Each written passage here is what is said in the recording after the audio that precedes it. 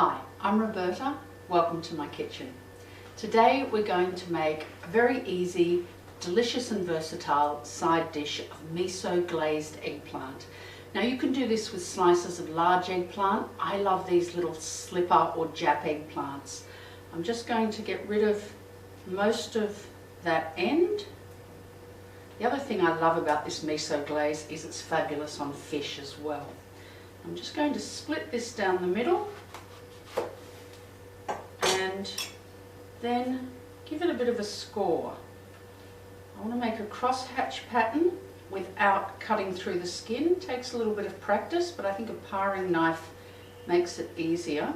And if you cut through the skin, it's not the end of the world. It's still going to taste great. And this is just going to give it a nice pattern once it cooks. So we're going to pan fry this to start with, and then we're going to brush it with the glaze and finish it under a hot overhead grill or salamander. So you want to get your overhead grill on now so that it gets nice and hot, because once it's cooked, the less time it spends under that salamander, the better. You're not trying to cook it anymore, you're just caramelizing that glaze. So I'm going to, here's two I did earlier, I'm going to drizzle this with some sesame oil on both sides.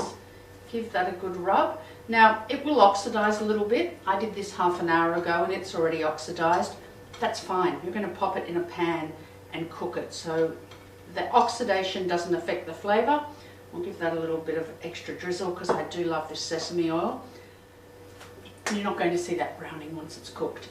Now our glaze is simply some sugar, some mirin, some sake and a good blob of miso.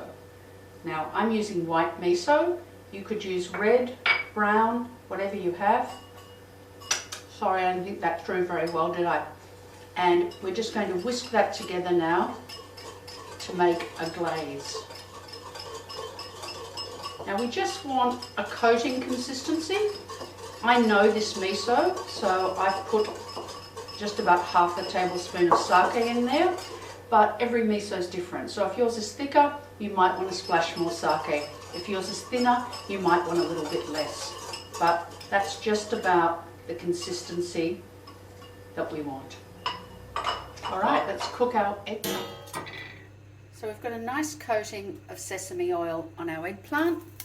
Into a hot frying pan, skin side down, top to tail so they fit in snugly, and we're going to cook that for about 3 minutes. 3 to 4 minutes until it gets some nice colour.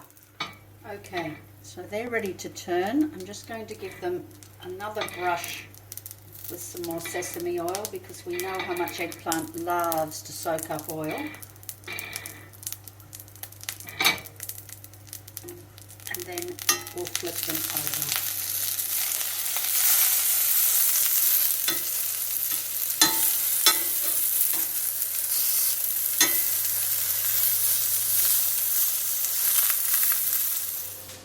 So they've just been in there on that other side for a minute or two, because that's the side that's now going to go under the salamander. So it's going to get a bit of extra heat.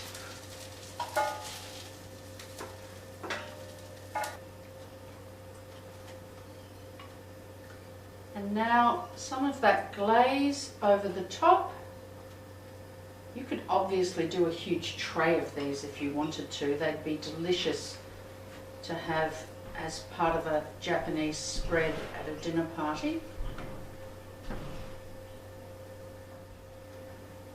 we go. Or as I said, a large eggplant cut into slices would be great as well. We want as much glaze on there as we can without it all running off. And we're just going to pop that under our hot salamander for a few minutes. And here we have them, our beautiful miso glazed eggplants. They smell fabulous. They look lovely and shiny. And we're just going to sprinkle some sesame seeds over the top that I've just toasted in a dry frying pan. A little bit decoratively around the plate as well. And just because I've got them, I'm going to add a little bit of that Mitsuna micro cress as well. Yum. I wish you could smell it. It's delicious. Enjoy.